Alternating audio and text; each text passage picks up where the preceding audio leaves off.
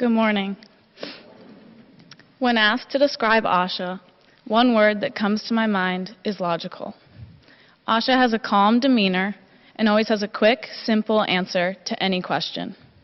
This quality of hers counterbalances my sometimes made fun of lack of common sense, and I can always count on her to make decisions for the both of us. Asha is loyal. She's the type of friend that I can confidently say I will have for life. As some of you may know, our freshman year, Asha went abroad to London. I counted down the days until she returned, and still remember the day she came home from England like it was yesterday. Looking back on it now, I don't know how I completed a whole year of high school without her. However, it was still full of FaceTimes and long conversations as if she were home. As we reach the end of our time here at EA, one thing I can take away from that year is that Asha and I will only ever be a FaceTime away. I feel so lucky to have a person like her by my side through it all, and I'm excited for you to hear what she has to say today about the impact of her time abroad. So please stand to greet my incredible best friend, Asha Murray.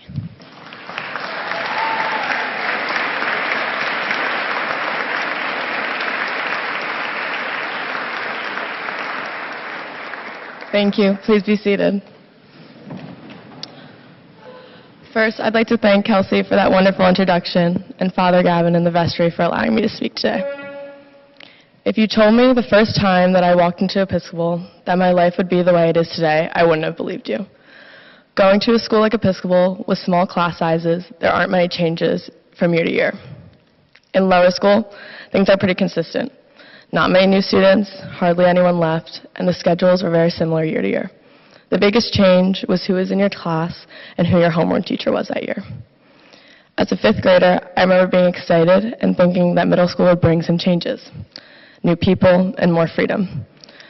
But I couldn't have anticipated what would actually happen in those 3 short years. In my first few months, my parents separated, and that was the first moment I saw the life that I was so comfortable with drift away. This made for a lot of change at once. Usually, things gradually change. You don't even realize it. But there are some moments in life that are just so big that everything changes in one instance. And this was one of those moments for me. And the minute I walked out of my childhood home, I had left that part of my life behind. And it sounds dramatic, but things truly were never the same after that day. This made for a lot of moving, a lot of explaining, and a lot of stress for an 11-year-old girl.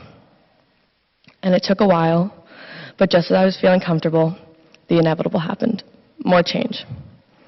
I was told that for my freshman year of high school, I was moving 3,000 miles away to a whole new country. Some of you may know, and many of you probably don't, but I spent my freshman year at an American school right outside of London, England. My mom had mentioned the idea a few times, and I remember thinking it was pretty cool when it was just an idea. But I still vividly remember that morning in June when I was sitting outside on my porch, excited about the summer ahead, and my mom walked out and just said, "We're doing it. We're going to go." At that moment, I had no reaction. My mind was racing at 1,000,000 miles a minute. I didn't know how to act or what to say. I didn't want to be negative or upset her, but the idea of moving so far away was so surreal. And while I had gotten used to numerous changes over the past few years, Episcopal was the one thing that had stayed constant. And now, that was changing too. At the age of 14, I couldn't even fathom leaving Episcopal, or where I lived, or the people around me, because it was all just so comfortable, and it was all I really knew. I'd been with the same people and had the same friends for as long as I could remember, some even since nursery school. And the thought of leaving was not only unknown, but it was completely terrifying. Even if I wanted to, there wasn't really an option to say no. So from this conversation on, the idea of the move loomed over my head. So, instead of a carefree summer, I had a pretty consistent uneasy feeling. We spent the summer packing, getting visas, and filling out forms, and basically getting ready to move our whole lives across the Atlantic Ocean. It hadn't really registered that I'd actually be moving. I just was going through the motions. And August rolled around, and my last few days at home went faster and faster. As all my friends went off to Outward Bound and preseason, I was on my way to the airport.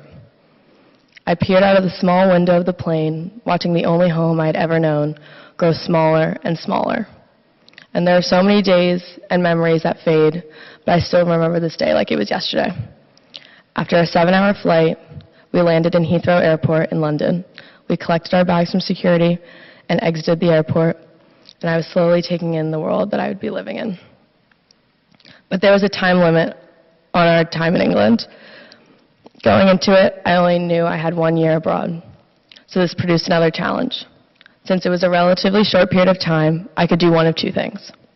For one, I could use this deadline as an excuse and just focus on the end when I could get back to my normal life. This would give me an excuse to surrender to my fears of being in a completely unfamiliar place. It seemed so overwhelming to me to make new friends and get used to a whole new country. It would have been so easy to focus on the negative and not fully engage. Or the other option, I could take full advantage of this new experience that I was given and kind of force myself to be happy. And after the first few awkward days, I saw this place as an opportunity to grow, an opportunity to learn, and an opportunity to see a new perspective that I otherwise would not have been able to understand. And while my experience is pretty unique, you do not need to move to a whole other country to learn something new about yourself or take advantage of the things you're given. There are so many things right here that can give you a new perspective or a new experience. People face day-to-day challenges that bring them to the same fork in the road that I was at just 3 years ago, to give up or to persevere, to focus on the negative or to be positive. There will always be plenty of both, but it's all about your mindset. It's about how you think of a situation before you go into it and what you make of it once you're in it. And no matter how many external forces are working against you, you are strong enough to overcome whatever hardships you may face.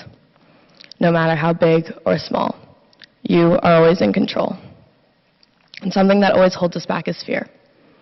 Fear of rejection, fear of the unknown, fear of not fitting in, fear of failing, or whatever the fear may be in this moment.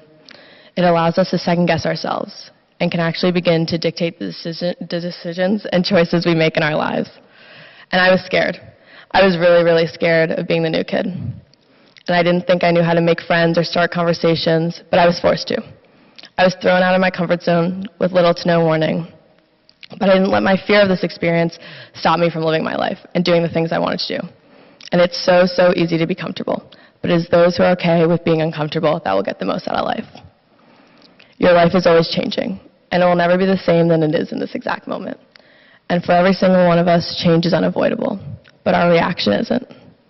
I had a clock on my experience in England, just like we have a clock on our time here at EA. Some of us only have 3 months left, while others are lucky to have 3 years. However, it is not about the duration, but rather what you're able to do in the time you are given. Episcopal gives us the ability and opportunity to reach our potential and grow while we are here, and give us a solid foundation on which to build on for the rest of our lives. But it is up to us to be positive, face our fears, and utilize these opportunities, no matter how scary they may be. In silence, let us reflect on what we've just heard.